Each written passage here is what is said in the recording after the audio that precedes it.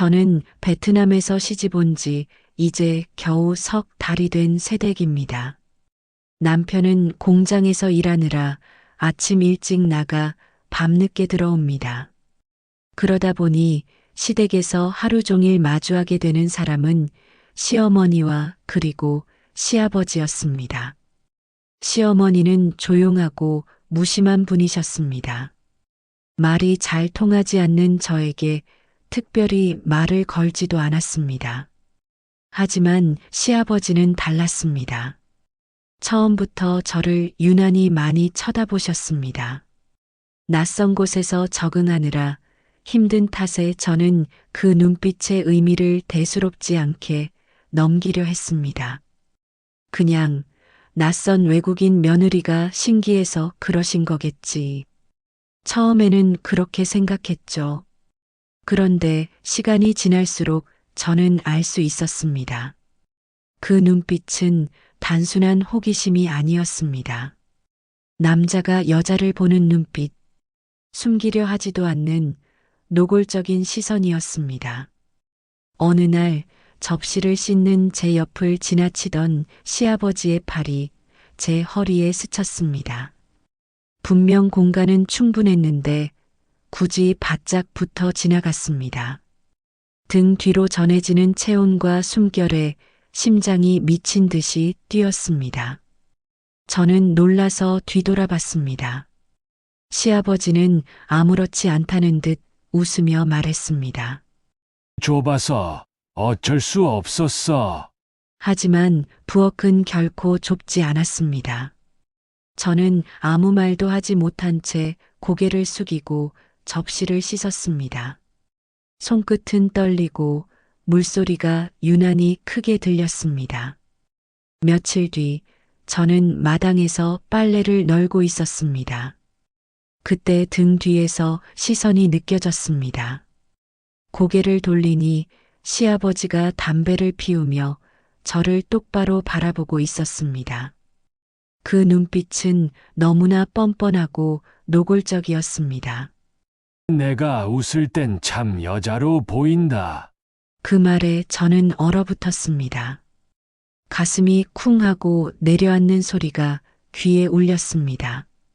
며느리라는 호칭조차 지워버린 그의 말투는 저를 가족이 아닌 욕망의 대상으로 보고 있음을 드러냈습니다. 저는 서둘러 빨래를 마치고 집 안으로 들어왔습니다. 발걸음은 빠르지만 휘청거렸습니다. 심장이 요동치고 머릿속은 혼란으로 가득 찼습니다. 그날 밤 남편이 퇴근하고 돌아왔습니다. 저는 아무렇지 않은 척 웃으며 밥상을 차렸습니다. 하지만 시아버지와 눈이 마주칠 때마다 고개를 돌려야 했습니다. 그의 눈빛은 여전히 저를 벗어나지 않았습니다. 식탁 위에서 남편이 물었습니다. 아버지, 오늘은 일찍 들어오셨네. 그래, 집에 있으면 볼 게 많지. 그 말은 남편에겐 아무 뜻도 없는 평범한 대답처럼 들렸겠지만 저에게는 또 다른 의미로 다가왔습니다. 식탁 아래에서 느껴지는 묘한 긴장감은 결코 착각이 아니었습니다. 밤이 되어 방에 들어왔을 때 저는 이불을 덮고 한참을 잠들지 못했습니다. 머릿속에는 시아버지의 눈빛이 떠올랐습니다. 낯선 나라, 낯선 집 그리고 이제는 낯선 두려움까지. 저는 떨리는 마음으로 속삭였습니다. 왜 자꾸 나를 그렇게 보는 거죠? 대답은 없었지만 저는 알 수 있었습니다. 이 집안에서 저는 더 이상 안전하지 않다는 걸.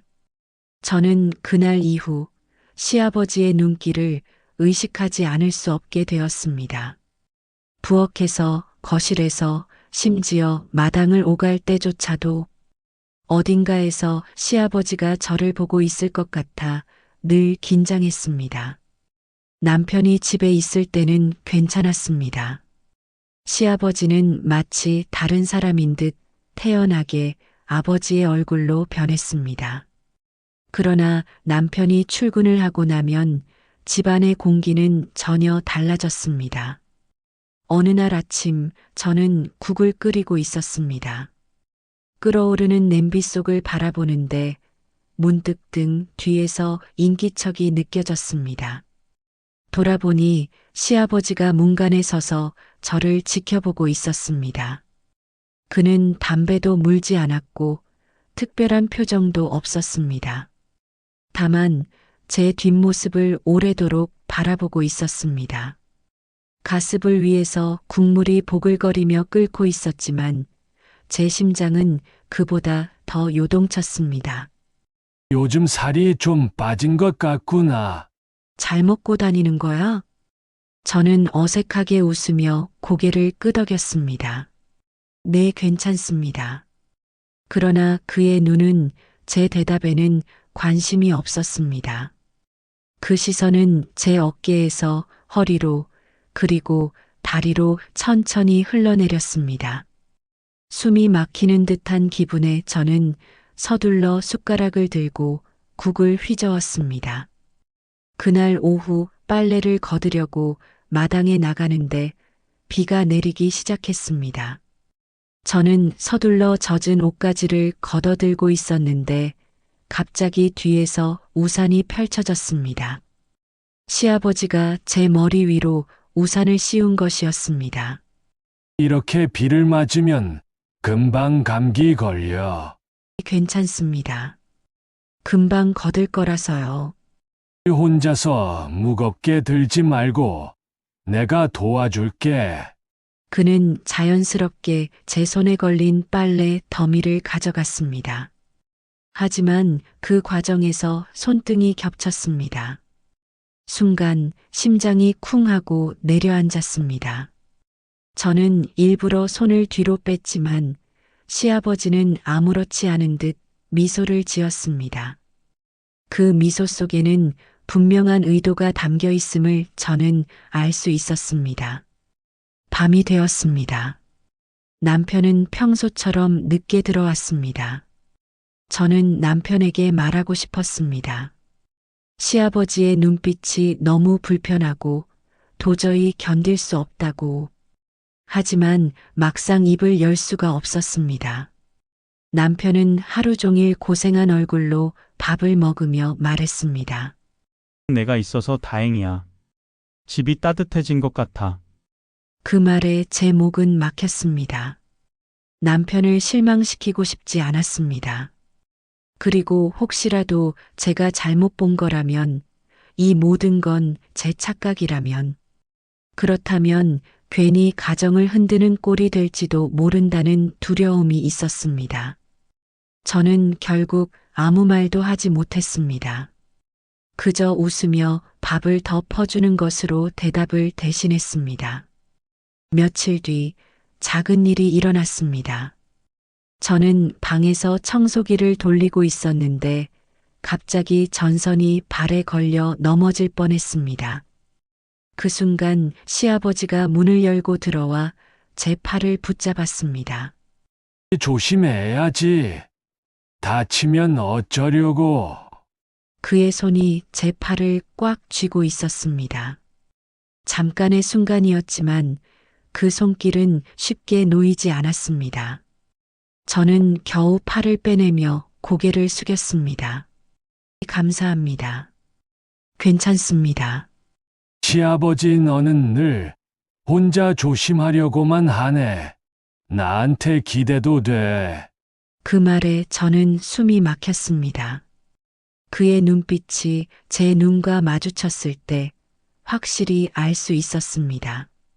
이건 절대로 며느리를 향한 보호의 마음이 아니었습니다. 밤이 깊어가던 어느 날 저는 잠을 이루지 못한 채 창문을 바라보고 있었습니다. 달빛이 희미하게 방 안을 비추고 있었습니다. 그때 방문 앞에서 작은 소리가 들렸습니다. 저는 얼어붙은 채 귀를 기울였습니다.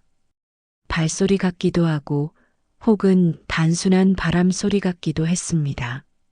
하지만 제 본능은 그것이 시아버지임을 알려주고 있었습니다. 그날은 다행히 문이 열리지는 않았습니다. 그러나 그 그림자가 제 방 앞을 서성였다는 사실만으로도 저는 두려움에 떨었습니다. 시아버지와 단둘이 있는 시간이 점점 길어지고 있습니다. 그는 조금도 숨기지 않습니다. 낮에는 시선으로, 밤에는 그림자로 저를 압박합니다. 저는 더 이상 이 집안에서 어디에도 숨을 곳이 없다는 걸 느끼고 있습니다. 아침 햇살이 방 안으로 스며드는 순간 저는 이미 긴장으로 굳어 있었습니다. 눈을 뜨자마자 가장 먼저 떠오른 건 시아버지의 시선이었습니다. 남편이 출근하고 나면 다시 시작될 그 불편하고 두려운 하루. 저는 하루의 시작을 늦추고 싶었지만 시댁살이에서 며느리의 몫을 게을리할 수는 없었습니다. 억지로 몸을 일으켜 부엌으로 향했습니다. 식탁 위에는 시어머니가 드문드문 챙겨놓은 흔적만 남아 있었습니다. 시아버지는 이미 앉아 있었습니다. 그는 신문을 보는 척했지만 제가 부엌에 들어서는 순간 신문지가 천천히 내려갔습니다. 그 눈빛이 제 몸 위를 훑는 걸 저는 바로 느낄 수 있었습니다. 일찍 일어났네. 며느리가 있어. 집안이 환하구나. 내일 아침 준비할게요. 저는 대답만 하고 서둘러 냄비를 꺼냈습니다. 그러나 그의 시선이 부엌을 가득 채웠습니다. 그 무게가 제 어깨를 짓누르는 것 같았습니다. 며칠 전 저는 용기를 내어 시어머니에게 넌지시 물어본 적이 있습니다. 아버님은 원래 눈빛이 좀 강하신가요? 시어머니는 무심하게 대답했습니다. 그래. 원래 좀 그래. 사람을 똑바로 보는 성격이야. 저는 더 묻지 못했습니다. 시아버지의 시선에 담긴 의미를 시어머니는 전혀 눈치채지 못하는 듯 했습니다. 아니면 애써 모르는 척하는 걸지도 몰랐습니다. 그날 오후 거실에 청소기를 돌리다가 저는 휴식을 위해 잠시 앉았습니다. 그러나 곧 발소리가 들렸습니다. 시아버지가 천천히 거실로 들어왔습니다. 그는 소파 맞은편에 앉아 저를 똑바로 바라봤습니다. 아무 말도 하지 않고 그저 긴 시선만 이어갔습니다. 저는 청소기를 끄고 자리에서 일어섰습니다. 청소마저 해야 해서요. 그렇게 급할 것 없어. 잠깐 앉아 있으면 되지.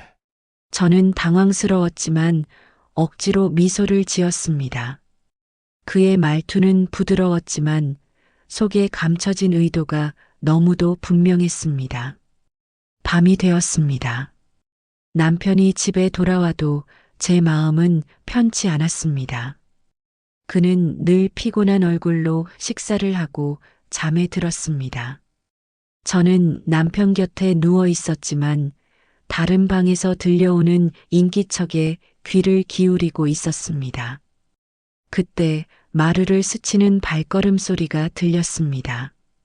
제 방 앞에서 잠시 멈춘 듯 정적이 이어졌습니다. 저는 심장이 멎는 줄 알았습니다. 잠시 후 발소리는 멀어졌습니다. 하지만 저는 끝내 잠들지 못했습니다. 그 문 너머에 있는 그림자가 언제든 제 안으로 들어올 수 있다는 공포가 온몸을 옥죄고 있었습니다. 며칠 뒤 저는 시장에 장을 보러 가게 되었습니다. 시어머니는 바쁘다며 함께 가지 않았습니다. 혼자 장바구니를 들고 돌아오는데 집 앞에서 시아버지가 기다리고 있었습니다. 시아버진 무겁지 않았어. 나라도 같이 갈 걸 그랬네. 괜찮습니다. 이 정도는 들 수 있어요. 내가 이렇게 애쓰는 걸 보면 마음이 이상하게 흔들린다. 그의 말에 저는 발걸음을 멈췄습니다. 그는 이미 더 이상 며느리를 대하는 말투가 아니었습니다. 그 속삭임은 남자가 여자에게 들려주는 것과 같았습니다. 저는 장바구니를 꼭 쥔 채 아무 말도 하지 못했습니다. 시아버지는 미소를 지으며 덧붙였습니다. 시아버지 남편이 모르는 내 모습도 내가 다 보고 있어. 그 순간 제 몸은 얼어붙었습니다. 이 집안에서 제가 피할 수 있는 공간은 없다는 사실을 다시 한번 실감했습니다.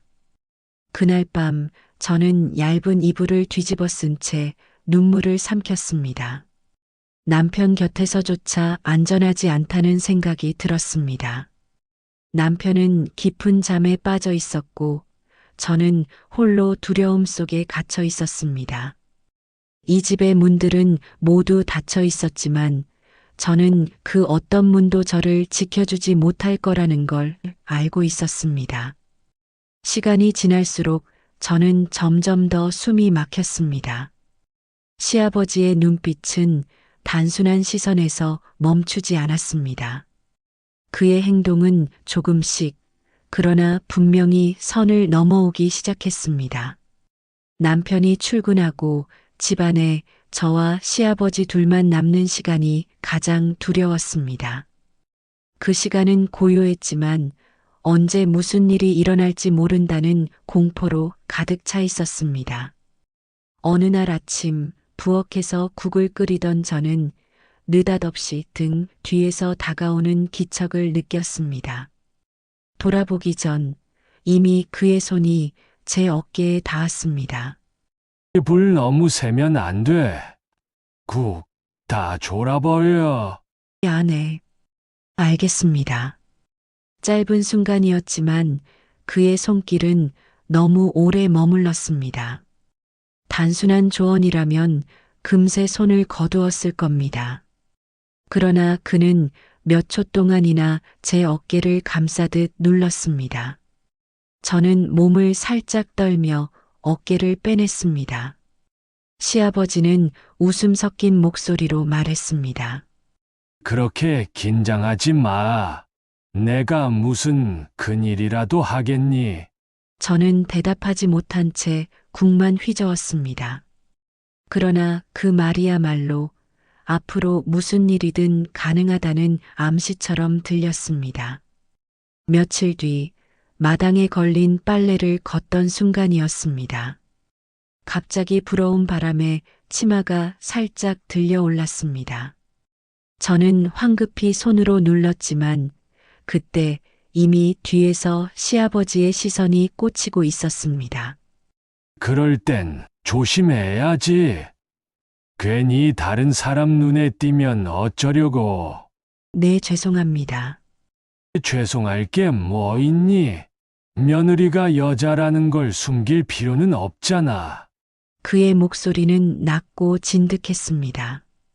그 말이 떨어지는 순간 저는 온몸이 얼어붙었습니다.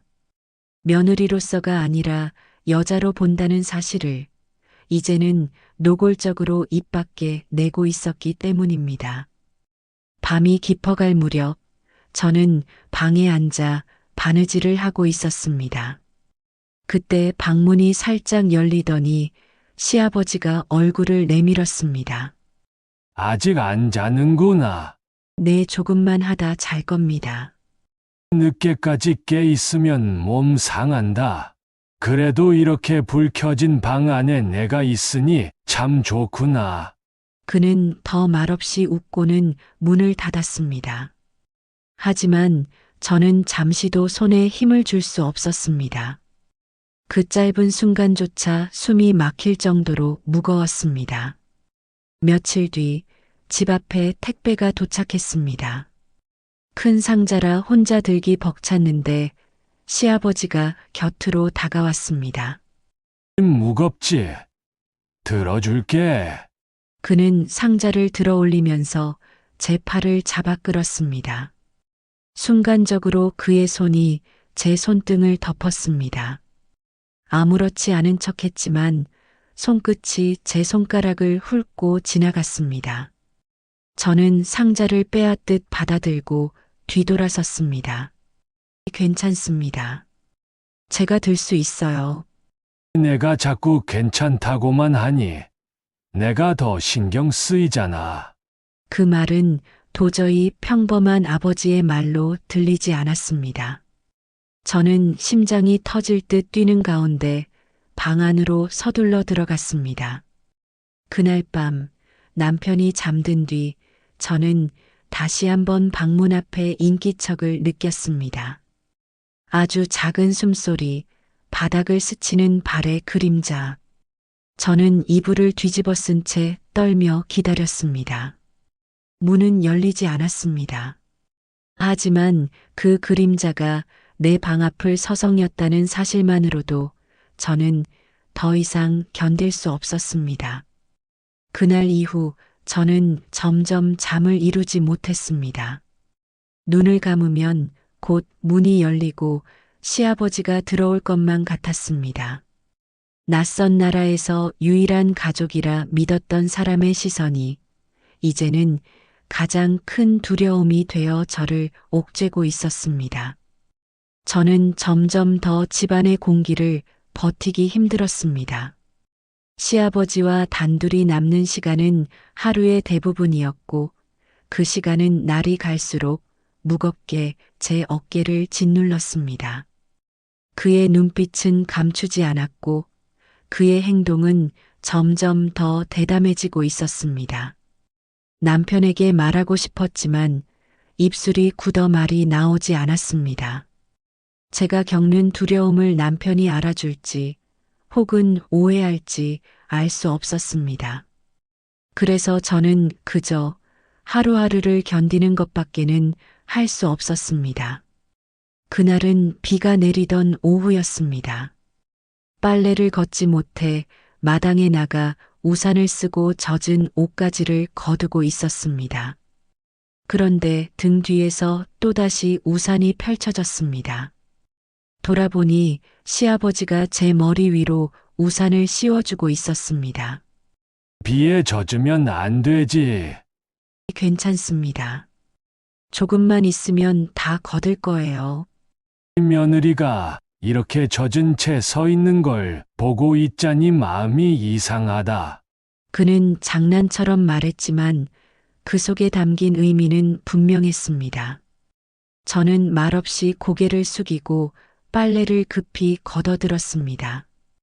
그러나 그의 손길이 제 손에 스치고 그 순간까지도 우산은 제 머리 위에서 흔들리지 않았습니다.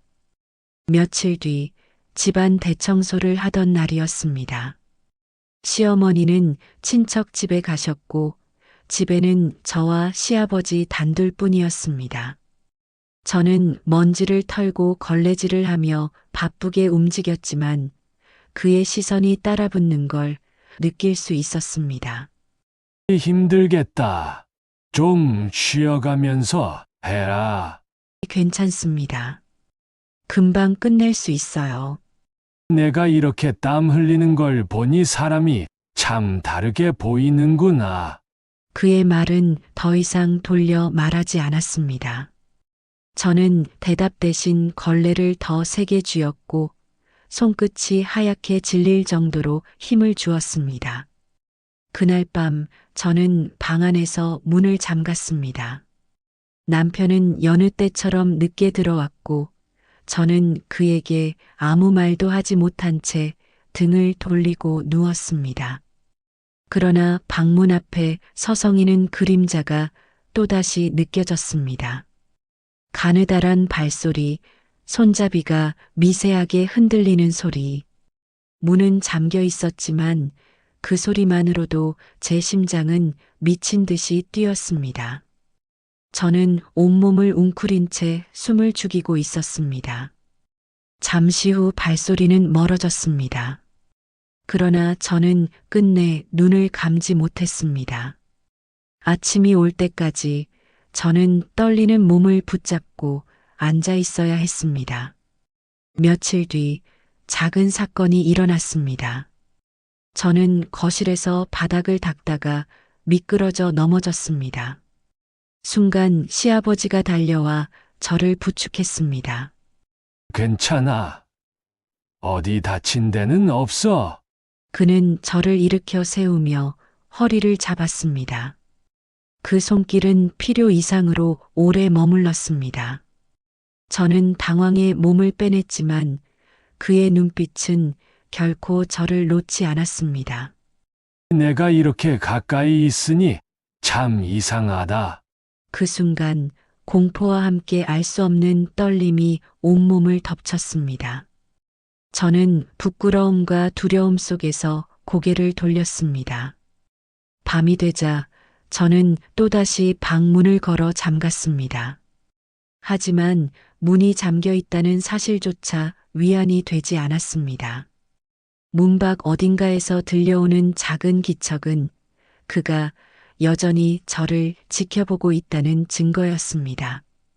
저는 스스로에게 속삭였습니다. 도망칠 수 있을까? 이 집을 떠날 수 있을까? 그러나 현실은 너무 단단하게 저를 붙잡고 있었습니다.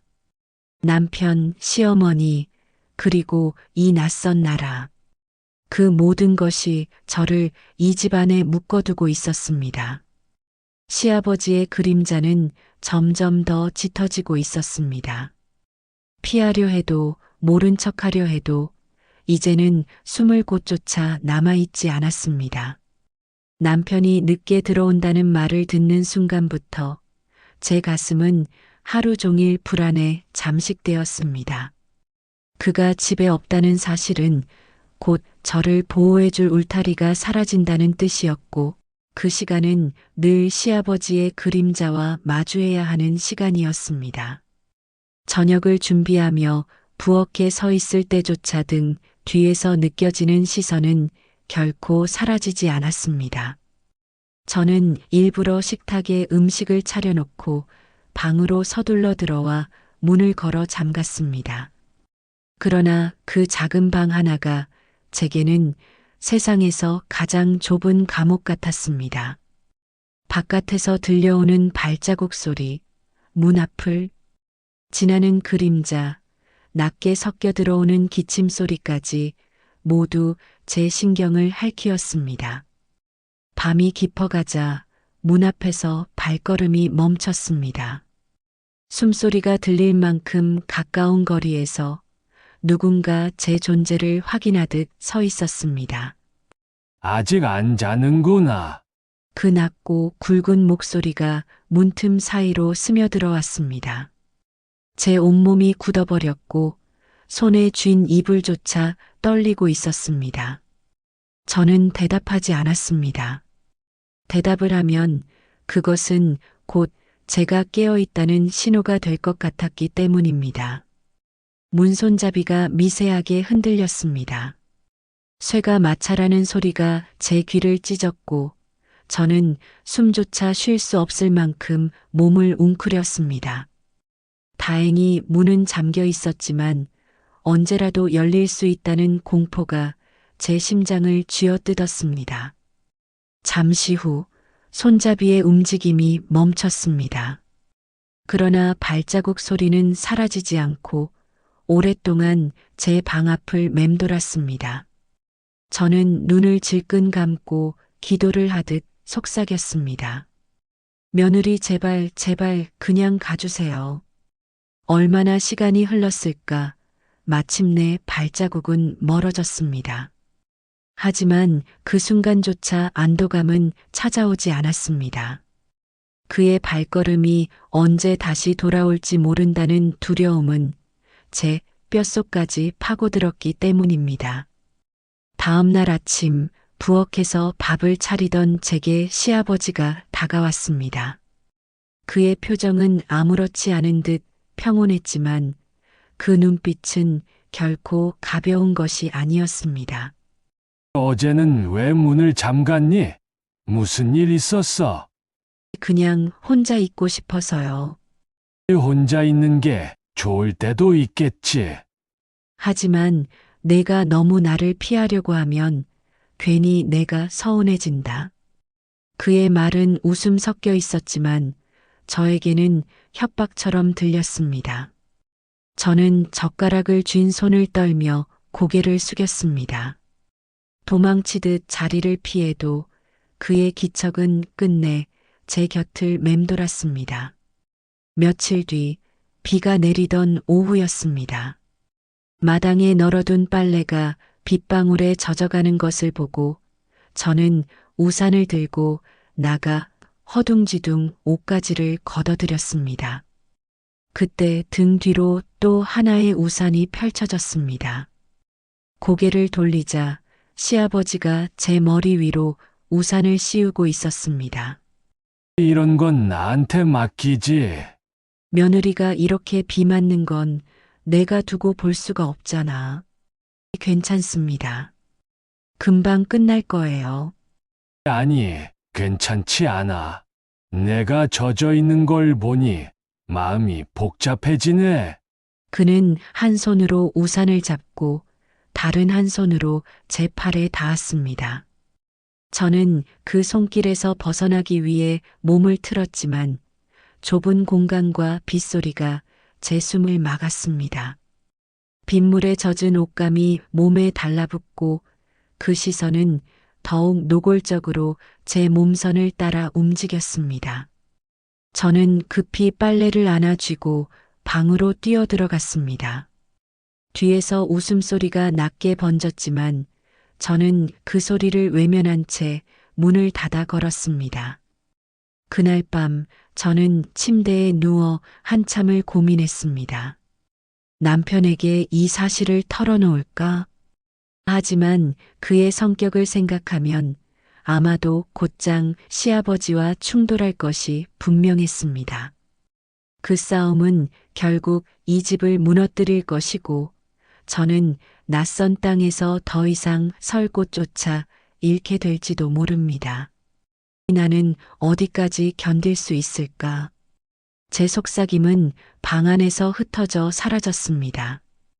이 집은 점점 더 좁아지고 숨 쉴 공간조차 사라져가고 있었습니다. 며칠 후 작은 사건이 있었습니다. 거실 바닥을 걸레로 닦다 미끄러져 크게 넘어졌습니다. 순간 시아버지가 급히 달려와 제 허리를 부축했습니다. 괜찮아. 어디 다친 데는 없어. 괜찮아요. 놓으셔도 돼요. 그의 손은 필요 이상으로 오래 제 허리에 머물렀습니다. 저는 몸을 빼내려 애썼지만 그는 쉽게 놓지 않았습니다. 그 순간 그의 눈빛은 더 이상 감추지 않았습니다. 이렇게 가까이 있으니 내가 다르게 보인다. 그 한마디는 제 영혼을 얼려버렸습니다. 저는 부끄러움과 두려움 속에서 고개를 돌리고 방으로 달려갔습니다. 문을 걸어 잠근 후에도 그의 시선이 여전히 제 몸을 따라오는 것 같았습니다.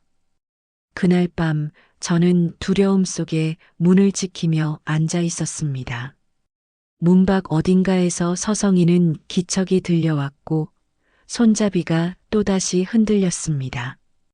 저는 숨을 죽이며 울음을 삼켰습니다. 제발, 제발, 이제 그만해 주세요.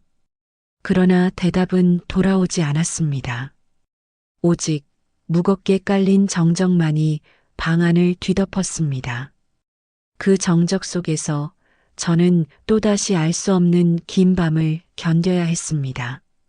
밥을 하며 등을 돌리고 있어도 빨래를 널며 하늘을 바라봐도 거실에 앉아 조용히 바느질을 해도 언제나 뒷목을 타고 흐르는 뜨거운 시선이 느껴졌습니다.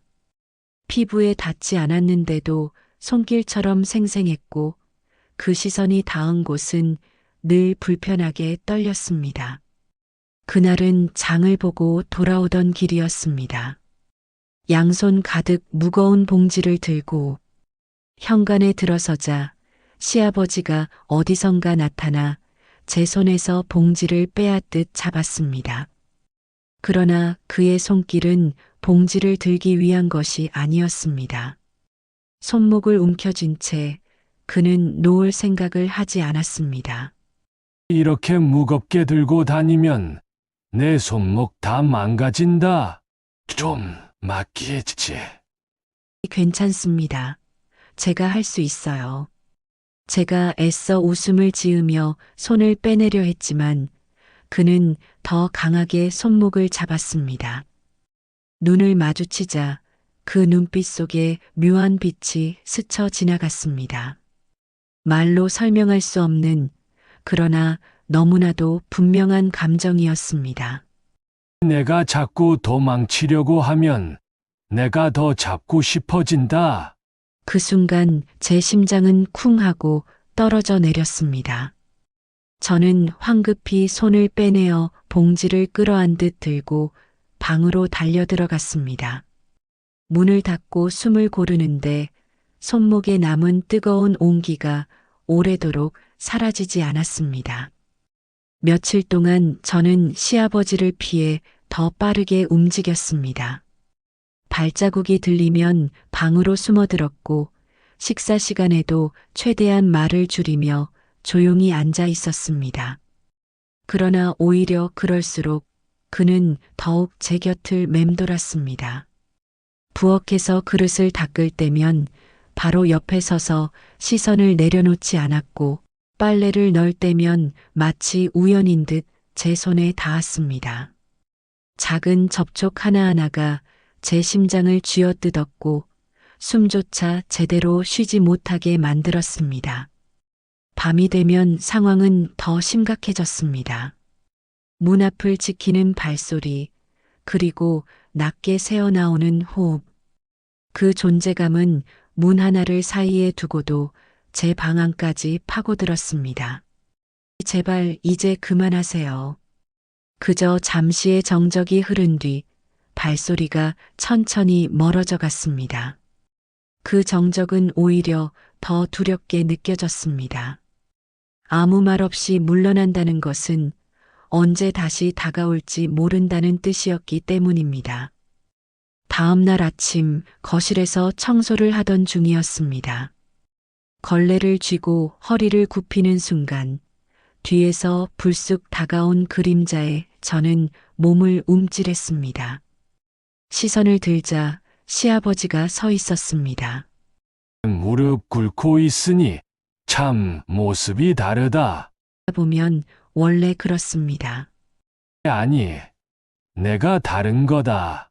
내가 매일 보는데도 자꾸 다르게 보인다.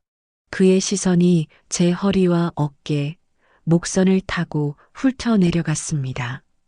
저는 얼굴이 붉게 달아올라 몸을 일으켰고 걸레를 세게 쥐며 방으로 들어갔습니다.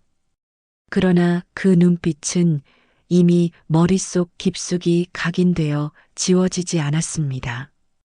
밤이 깊어갈수록 제 심리는 점점 무너져 갔습니다. 남편의 얼굴을 마주할 때마다 거짓말을 반복하는 제 자신이 더 비참하게 느껴졌습니다. 그에게 모든 것을 털어놓고 싶었지만 그러면 모든 게 끝날 것 같았습니다. 나는 왜 아무 말도 못할까? 왜 이렇게 무력할까? 제 속삭임은 허공에 흩어졌습니다. 그림자 같은 존재는 여전히 제 방 앞에 서 있었고 저를 놓아주지 않았습니다. 며칠 후 비슷한 일이 또 일어났습니다. 저는 거실 바닥을 걸레로 닦다 미끄러져 크게 넘어졌습니다. 비명에 가까운 소리를 지르자 시아버지가 달려와 허리를 붙잡았습니다. 괜찮아. 어디 안 다쳤어? 괜찮습니다. 손 치우세요. 그러나 그의 손길은 허리를 붙잡은 채 쉽게 떨어지지 않았습니다. 오히려 더 강하게 허리를 감싸며 저를 일으켰습니다. 그 순간 저는 그의 숨결이 바로 귀 옆에 닿는 것을 느꼈습니다. 내가 이렇게 가까이 있으니 내가 참을 수가 없구나. 저는 비명을 지르듯 몸을 빼내어 방으로 도망쳤습니다.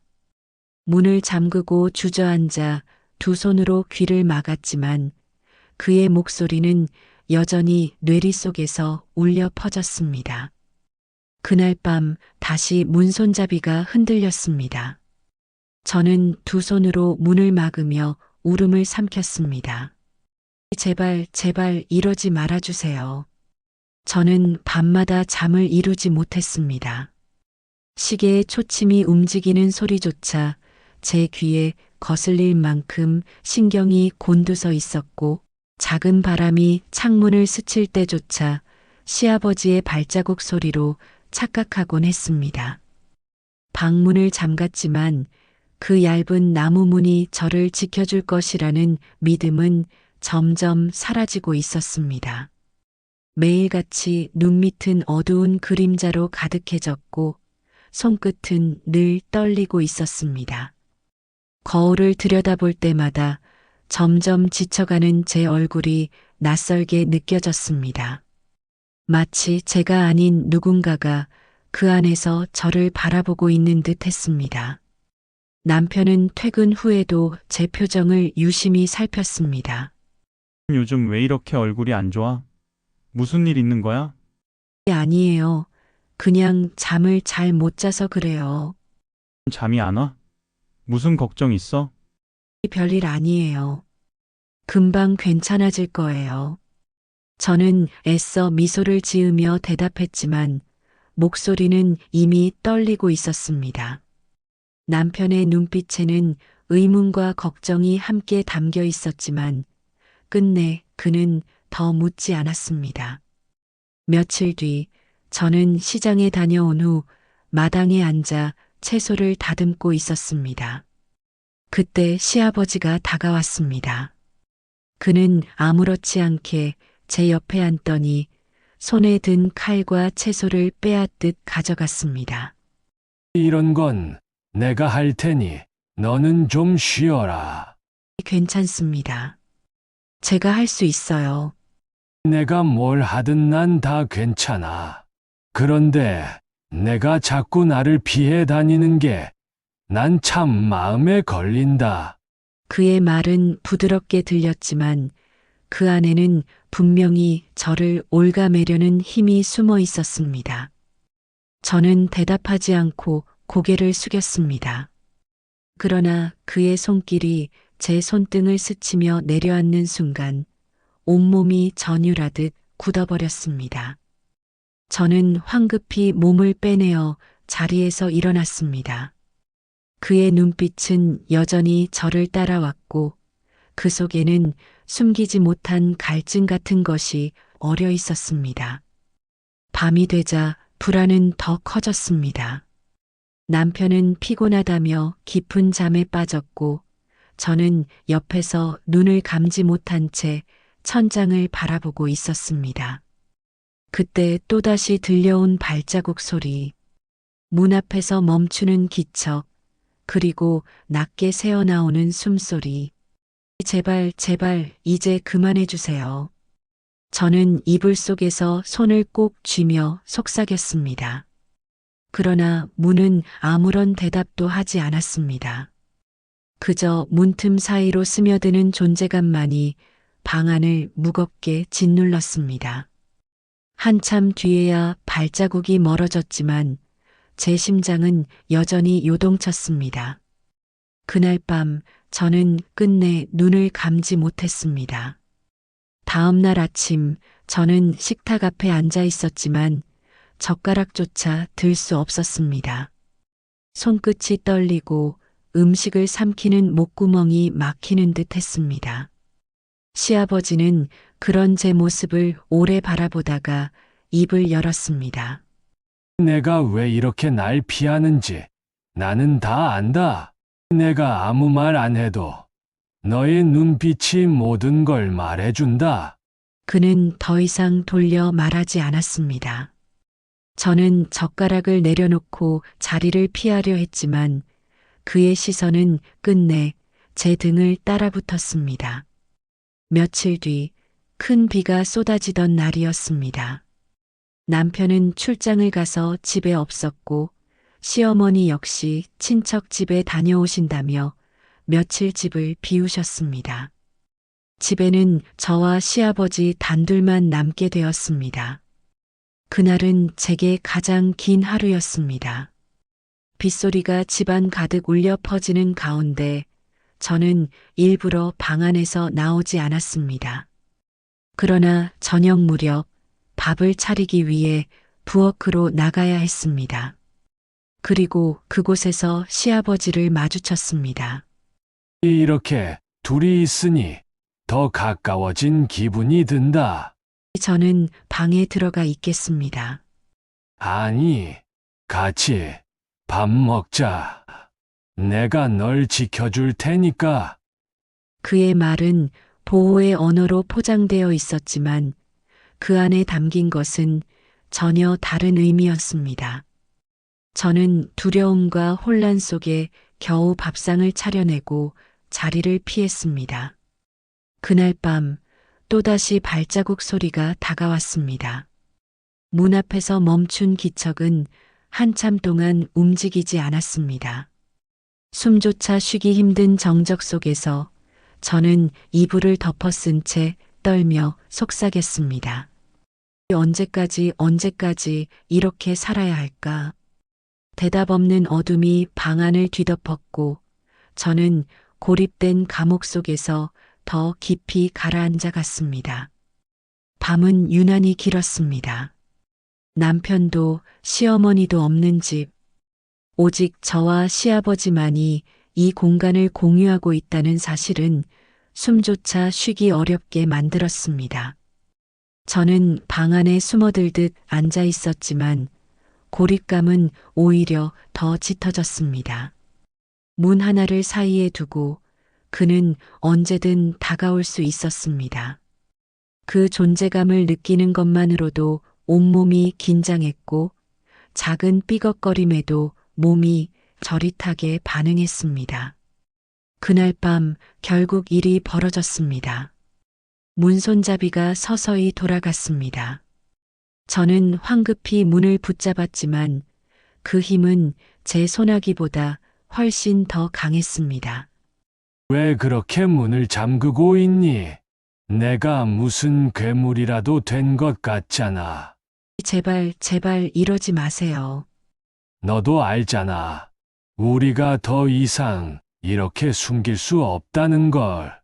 그는 낮게 읊조리듯 말했지만 그 속에 깔린 단호함은 거부할 수 없는 압박으로 다가왔습니다. 저는 두 손으로 문을 막아섰지만 그 손잡이를 흔드는 힘은 더욱 거칠어졌습니다. 한참 동안의 실랑이 끝에 발걸음이 멀어지는 소리가 들렸습니다. 저는 주저앉아 울음을 삼켰습니다. 안도감과 공포가 동시에 몰려왔지만 무엇보다 두려웠던 것은 그가 단념하지 않았다는 사실이었습니다. 그는 물러난 것이 아니라 때를 기다리고 있다는 걸 저는 직감했습니다. 다음 날 아침 저는 눈이 퉁퉁 부은 얼굴로 부엌에 서 있었습니다. 시아버지는 마치 아무 일도 없었던 것처럼 앉아 식탁을 바라보고 있었습니다. 그의 태연한 모습은 오히려 저를 더 혼란스럽게 만들었습니다. 내 눈이 붓도록 울었구나. 왜 그렇게 힘들게 살려고 해? 내가 나를 밀어내도 내 마음은 변하지 않는다. 저는 집을 벗어나고 싶었습니다. 그러나 남편의 아내로 이 집안의 며느리로서의 자리는 쉽게 포기할 수 없었습니다. 게다가 시어머니가 없는 동안 집안일은 모두 제 몫이었고 저는 그 의무를 저버릴 수 없었습니다. 의무와 공포 사이에서 저는 그저 하루하루를 버텨내는 것뿐이었습니다. 그날 저녁 또다시 비가 내리기 시작했습니다. 저는 일부러 불을 끄고 일찍 방에 들어갔습니다. 그러나 정적을 깨는 발소리는 어김없이 다가왔습니다. 이번에는 문 앞에서 멈추지 않았습니다. 낮게 들려오는 그의 목소리가 문틈 사이로 흘러들었습니다. 내가 이렇게 숨어 있어도 결국 나는 널 보고 싶다. 저는 두 손으로 귀를 막았지만 그 목소리는 마음 깊은 곳까지 파고들었습니다. 숨소리조차 내지 못한 채 저는 그저 이불 속에서 몸을 떨 뿐이었습니다. 다음 날 시장에서 돌아오는 길에 시아버지가 함께 따라 나섰습니다. 사람들의 시선이 있는 곳에서는 그는 평범한 아버지의 모습이었습니다. 그러나 집에 돌아오자마자 그 눈빛은 다시 바뀌었습니다. 내가 이렇게 두려워하는 모습조차 나는 놓고 싶지 않다. 제발 저를 더 이상 괴롭히지 마세요. 괴롭히는 게 아니다. 나는 내가 필요하다. 그의 목소리는 간절했지만 그 간절함은 저를 더 옥죄는 족쇄와 같았습니다. 저는 대답하지 못한 채 방으로 몸을 숨겼습니다. 밤은 다시 찾아왔습니다. 그리고 저는 더 이상 제 자신을 믿을 수 없었습니다. 끝없이 이어지는 긴장과 공포 속에서 제 내면의 방어선은 점점 허물어지고 있었습니다. 처음에는 분명히 두려움뿐이었지만 이제는 설명할 수 없는 감정이 섞여들고 있었습니다. 그것은 죄책감이었고 동시에 도망칠 수 없는 운명 같은 것이기도 했습니다. 저는 눈을 감으며 스스로에게 속삭였습니다. 나는 언제까지 이렇게 버틸 수 있을까? 그 질문은 대답 없는 어둠 속으로 사라져 갔습니다. 집안은 숨막히는 정적에 잠겨 있었습니다. 남편도 시어머니도 없는 채로 며칠째 이어지는 생활은 제게 고립의 감옥이 되어가고 있었습니다. 저는 방 안에 숨어들며 하루하루를 버텼지만 더 이상 그 벽조차 제게 안전을 보장해주지 못했습니다. 그날 밤 유난히 바람이 거세게 불며 창문이 흔들렸습니다. 그 소리에 깜짝 놀라 몸을 움츠린 순간 들려온 발자국 소리는 더 이상 낯설지 않았습니다. 그리고 문손잡이가 천천히 돌아갔습니다. 저는 황급히 문을 붙잡았지만 바깥에서 누르는 힘은 점점 거세졌습니다. 손바닥에 땀이 흘러내리고 두 팔은 금방이라도 무너질 듯 떨렸습니다. 결국 문은 밀리듯 열렸고 그는 제 방 안으로 발을 들여놓았습니다. 이렇게까지 피한다고 해서 달라질 게 있겠니? 제발, 제발 이러지 마세요. 넌 이미 알고 있어. 우리 사이는 이제 되돌릴 수 없다는 걸. 그의 목소리는 낮게 깔려 있었지만 단호했습니다. 저는 뒷걸음질 치며 벽에 몸을 붙였지만 그 눈빛은 이미 제 숨을 옥죄고 있었습니다. 온몸이 떨렸습니다.